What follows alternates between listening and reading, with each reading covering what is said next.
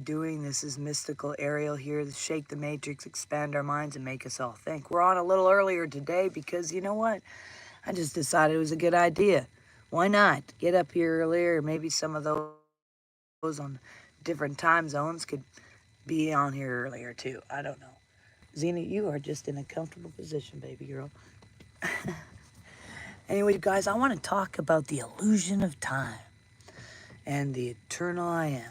You know, we're born into a world where we are taught that time exists and that we enter existence at a specific moment, on a specific day, in a specific year, and we believe this age that death is an end point, and that these events are separated by the passage of time. This is the foundation of our perception of reality, but what if this entire framework is nothing more than an illusion? What if what we believe to be you is nothing more than a fleeting experience, one that is far deeper than and more experienced and more expansive than you can even ever imagine? You know, time is a human construct, something we created ourselves. Science even shows that time is relative and it bends and stretches, and depending on its motion and gravity, the quantum mechanics is that the particles exist in a state of superpositions outside the rigid constraints, in a linear time. Spiritual traditions have long echoed the truth, the teachings that our attachment to time is what creates the illusion of separation in the first place. You know, Even the Greek Orthodox, in their theology, the eternity is nothing more that comes after death. It is the ever-present now in which God exists. The I am revealed to Moses in the burning bush in Exodus 30:14 is not bound by the past or the future, but exists beyond the confines of the time. If we are created in the image of the divine, does it not follow that our essence too is beyond time? Something to think about. You know, Hello, Thomas. Good to see you. What would Emerson conscious look with the working things of the physicality look like? Take a guess. Let's continue on and we'll get to that. Something to think about, huh? So, there's no, energy can't be created or destroyed, right? It's only transformed. We've talked about that so many times, and we're energy. And so if that's true, then how much more is that for the consciousness, right? I mean, think about it. Birth is nothing more than a consciousness of our entering into a new form, a new design. This is just a skin suit. And remember, death is nothing more than simply shedding that form, which might be why when I returned, it didn't look the same. My kids didn't recognize me. The essence of who we are has no beginning or end. There's no death. There's no time. It's a human construct. And when we dream at night, we experience an entire reality. People, places, emotions. But upon waking, you realize that the dream was not you. It was nothing more than the observer of the dream. And it remained, you remain untouched, right? So when we start to see life like this in that way, it changes everything. That's why it's the same thing for our lives, right? It's the I am that watches the passing of time. And we're not bound by it. We're observers and co-creators of it. We get that, And when we understand this, it's not just a philosophical concept. It's actually truth. It's woven into the fabric of science and spirituality and even religion. I mean, how many more, light bulbs can I shine for you guys, for you to understand that, holy crap, maybe mystical Ariel's trying to say something. You know, maybe this will actually help us with all these traumas we get locked up in on our lives, because we would recognize it's a storybook, and we were the inker, and we signed the agreement. We walked it out. We chose to experience this. Well, the scars just disappear now, don't they? And so does the aging. I mean, I'm about to turn 49. I don't look like that now, do I? Now, my body, on the other hand, sometimes acts beyond that. But, even still, I push past even what my body should do.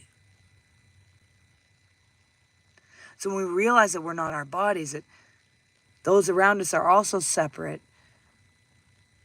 from those bodies, and they are just part of the same awareness, having a similar, just another type of experience. Just like in our DNA, it says God is moving through, is existing through life through you, is experiencing life through you.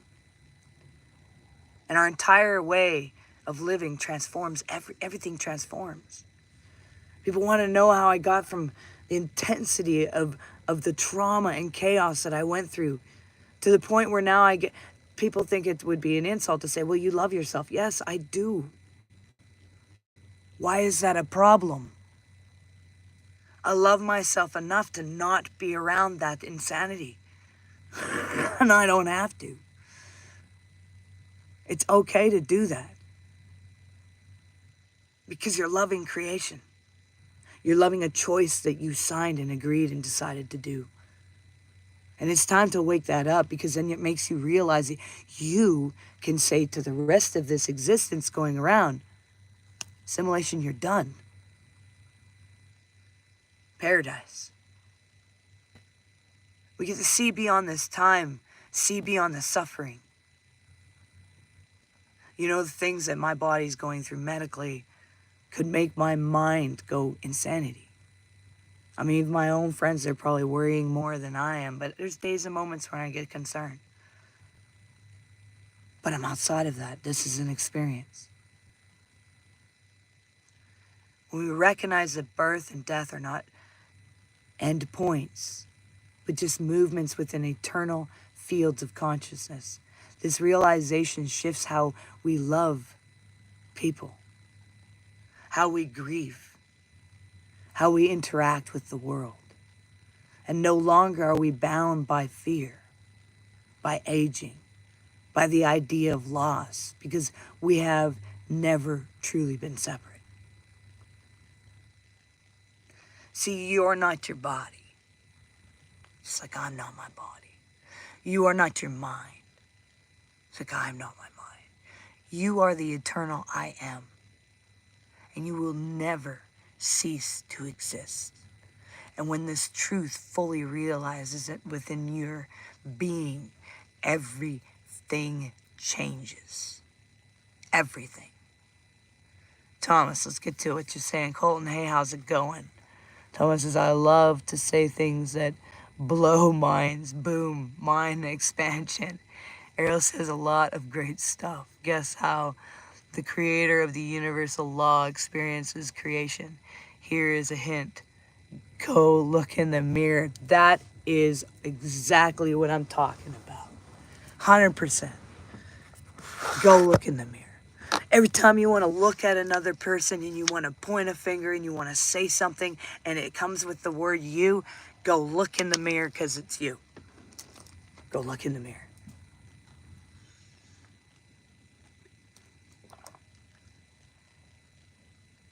We need to wake up.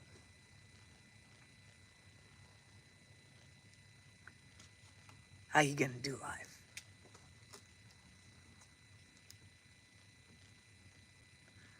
You know, I went and spent 7 days with a friend that was having chaos in their mind. They were ready to fleet everything. Everything. Like, I mean, just, I'm out. And a lot of other people would have followed them.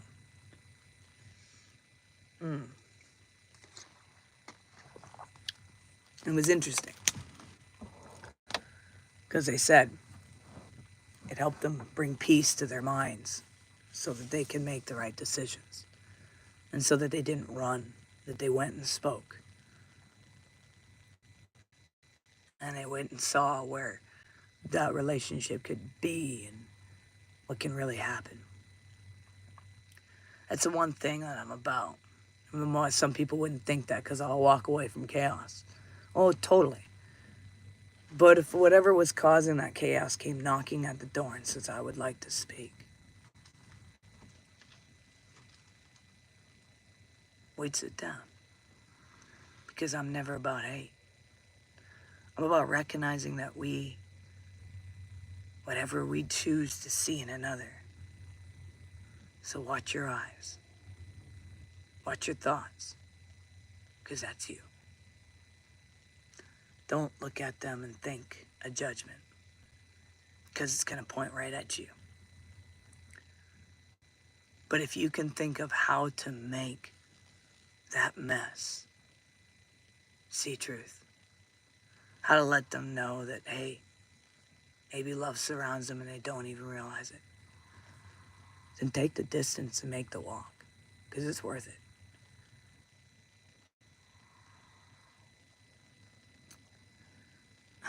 All right, y'all. Mirrored image, 100%. Well, make sure you do one thing towards your dreams every single day. Make sure you recognize that you're valuable and you matter, and that you're all unique puzzle pieces, a part of your ultimate puzzle of the cosmos. Just laughing at my dog. She's literally she's on her back, belly out, legs in the air. She's facing to the window, and she's just snoring up a storm. She's having a good. My dogs, you know that they have no trust issues because they sleep in the most vulnerable positions. And they know they're safe. They just know it.